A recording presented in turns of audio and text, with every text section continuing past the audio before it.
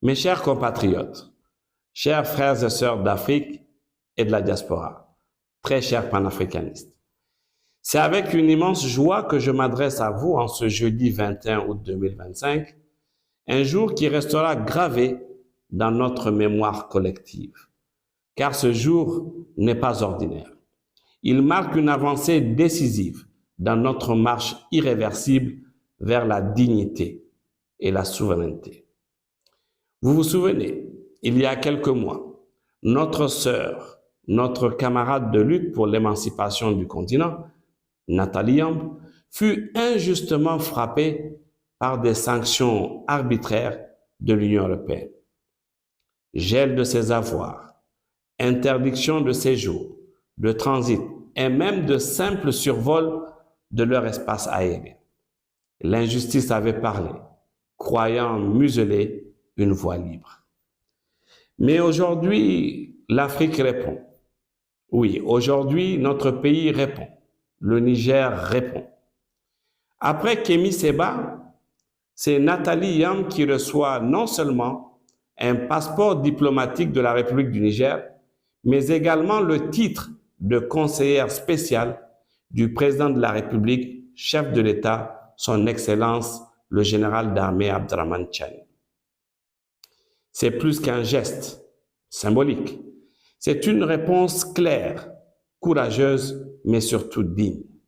C'est un acte de justice, de solidarité qui inscrit le Niger dans la grande tradition panafricaine des nations debout.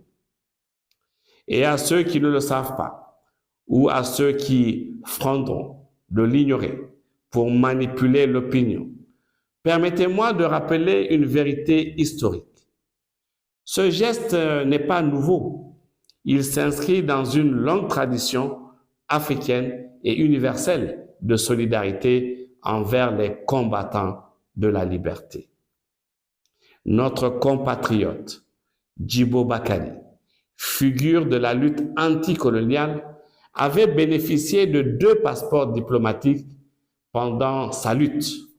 Un passeport diplomatique ghanéen, puis un passeport diplomatique guinéen. Frantz Fanon, le Martiniquais, grand penseur de la révolution africaine, utilisait un passeport libyen sous le nom de guerre Ibrahim Omar Fanon, délivré par le gouvernement libyen. Myriam Makeba, la voix de l'Afrique, déchue de sa nationalité sud-africaine pour avoir dénoncé l'apartheid, avait reçu des passeports diplomatiques de l'Algérie, de la Guinée et du Ghana. Ces documents étaient des gestes de solidarité pour sa protection. Ici même au Niger, le président Séni Kountché avait personnellement délivré un passeport diplomatique nigérien au leader de la résistance palestinienne, Yasser Arafat, mais également à d'autres combattants de la cause palestinienne. Nelson Mandela, alors prisonnier, avait bénéficié d'un passeport diplomatique égyptien grâce au président Gamal Abdel Nasser et ensuite, alors même qu'il était en prison, il avait reçu un passeport diplomatique envoyé par le capitaine Thomas Sankara. Oui, chers frères et sœurs, délivrer un passeport diplomatique à un combattant de la liberté, ce n'est pas un caprice, ce n'est pas un privilège. C'est un acte politique, un geste de solidarité internationale, mais surtout un bouclier contre l'injustice, un signe de reconnaissance et de protection. Voilà ce qu'accomplit aujourd'hui notre président, son Excellence le général d'armée Abdrahmane Tchiani. En posant cet acte, il proclame haut et fort que jamais il n'abandonnera nos combattants. Il protégera nos voix qui se battent avec honneur pour notre continent. Je veux donc exprimer ici ma gratitude profonde, ma reconnaissance la plus vibrante à son Excellence, le président de la République, chef de l'État, le général d'armée Abdrahmane Tchiani. Merci au président de la République, chef de l'État, qui a toujours, je dis bien qui a toujours répondu positivement à chacune de nos sollicitations pour apporter son soutien à nos camarades panafricanistes lorsqu'ils sont persécutés. Merci, camarade président, d'avoir décidé d'assumer cette continuité historique. Merci, Monsieur le Président, d'avoir rappelé au monde que le Niger est debout, que l'Afrique est debout. Merci d'avoir fait de notre capitale, Niamey, la nouvelle capitale du panafricanisme, le cœur battant d'une Afrique fière et souveraine.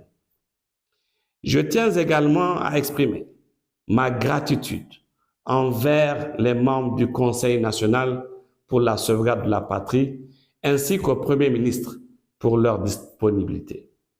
Chers frères et sœurs, chers panafricanistes, ce geste n'est pas seulement pour Nathalie Yamb. Ce geste est pour nous tous, pour chaque Africain qui ose rêver d'une Afrique libre. Oui, pour chaque Africain qui ose rêver d'une Afrique libre. Pour chaque fils, pour chaque fille du continent qui croit que la dignité et la vraie indépendance sont possibles. Aujourd'hui, grâce à cet acte, nous savons que la flamme panafricaniste brûle plus que jamais. Oui, brûle plus que jamais.